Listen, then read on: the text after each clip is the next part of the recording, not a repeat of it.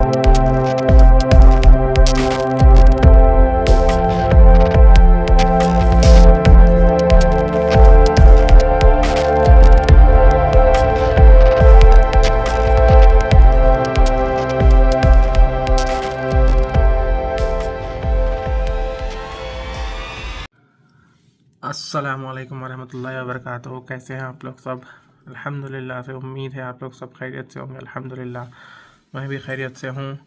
और मेरी last video से लेके ये वीडियो तक मेरे को भाई बेहिसाब मैसेजेस आए, बाज़ लोगों के कॉल्स भी आए कि भाई हम लोगों को मुख्तलिफ़ क्वेश्चन है, हमारे को डिफरेंट क्वेश्चन है कि भाई रिगार्डिंग वीज़ा प्रोसेसिंग मेनली, और दूसरी चीज़ ये कि भाई यूनिवर्सिटीज़ के ताल्लुक़ से, कोर्सेज़ के ताल्लुक़ से।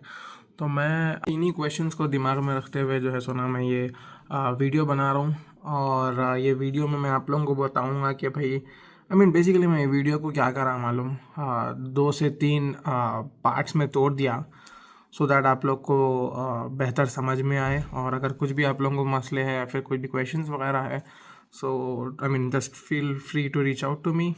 आप कमेंट भी कर सकते हैं, मेरे को डायरेक्ट मैसेज भी कर सकते हैं। तो सबसे पहली चीज़, सबसे पहला पार्ट मेरा वीडियो में ये है आज की कि भाई पार्ट 1 यूनिवर्सिटीज़। मेरे को याद है मैं लास्ट वीडियो में भी बताया आपको लोगों को यूनिवर्सिटीज़ के बारे में लाइक ब्रीफ क्या बोलना चाहिए, इंट्रोडक्शन दिया था मैं कि भाई कौन सा यूनिवर्सिटीज़, कैसे यूनिवर्सिटीज़ है, कितने यूनिवर्सिटीज़ है। मैं जैसा कि लास्ट वीडियो में बोला आप लोगों को कि भाई बेहिसाब यूनिवर्सिटीज़ है, बहुत यूनिवर्सिटीज़ है ऑल अराउंड द यूएस। लेकिन वो बेहिसाब यूनिवर्सिटीज़ में से आप कौन सी यूनिवर्सिटीज़ ऐसे हैं जिसमें आप अप्लाई करना चाहिए और जिसमें आपको अप्लाई करने से आपका वीज़ा प्रोसेसिंग में आपको आसानी होती। Because university is a very important thing.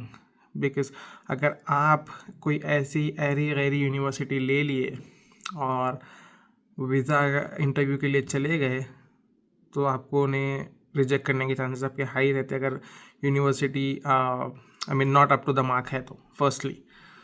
और सेकेंड थिंग ये है कि भाई यूनिवर्सिटी आपकी जो है सुना आपका बहुत इंपॉर्टेंट वाइटल रोल प्ले करती। तो भाई जब मैं आपको बोला कि भाई यूनिवर्सिटी बहुत इंपॉर्टेंट रोल प्ले करती है बल्कि, तो आपके दिमाग में क्वेश्चन आया होगा कि भाई कैसा यूनिवर्सिटीज़ को अप्रोच करना, मतलब कैसा, कौन सी यूनिवर्सिटीज़ बेहतर होंगे हमारे लिए अप्लाई करने का। क्या कोई लोकेशन पे डिपेंड करता या कोई स्टेट, पर्टिकुलर स्टेट है ऐसा? मगर इसका आंसर ये है कि भाई नहीं, ऐसा कुछ नहीं है। सबसे पहले तो जो है सुना, यूनिवर्सिटी आपको गूगल करके देखना है कि भाई उसकी रैंकिंग क्या है, फर्स्टली। सेकेंडली आपको ये देखना है कि अप्रूवल रेट क्या है यूनिवर्सिटीज़ का। बिकॉज़ अगर आप सो एवरेज स्टूडेंट है इन केस और आप जाके हार्वर्ड में अप्लाई कर रहे हैं, आपको रिजेक्शन आ रहा, so that doesn't make sense, right. तो आपको ये भी देखना है कि भाई अप्रूवल रेट क्या है, एडमिशन एप्लीकेशन का अप्रूवल रेट क्या है। एंड देन लास्टली आपको ब्लैक लिस्ट है या नहीं यूनिवर्सिटीज़ देखना है।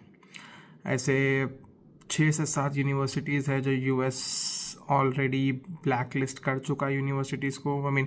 रफली 10 यूनिवर्सिटीज़ है, लेकिन मेनली 6 से 7 यूनिवर्सिटीज़ ऐसे हैं जिसमें आप आपको ऐसा दिखता कि भाई इतनी सस्ती यूनिवर्सिटी है, इसमें अप्लाई कर लेंगे, आसानी से हो जाता बल्कि। लेकिन यहाँ की यूनिवर्सिटीज़ उसको ऑलरेडी ब्लैक यहाँ की USCIS जो कि ये सब मैटर्स डील करती, वो लोग ऑलरेडी ऐसे यूनिवर्सिटीज़ को ब्लैक लिस्ट कर दिए।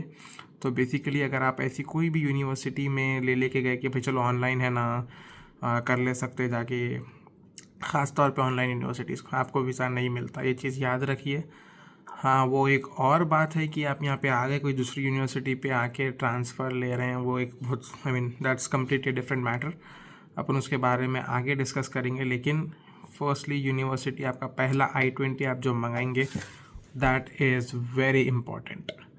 उसके बेसिस पे आपका यूएस आना या नहीं आना, आपका वीज़ा अप्रूव होने वाला है नहीं होने वाला है, उसके बेसिस पे आपको मालूम होगा। तो बेसिकली फर्स्ट थिंग ये है कि भाई यूनिवर्सिटीज़ आपको कैसे वो करना है।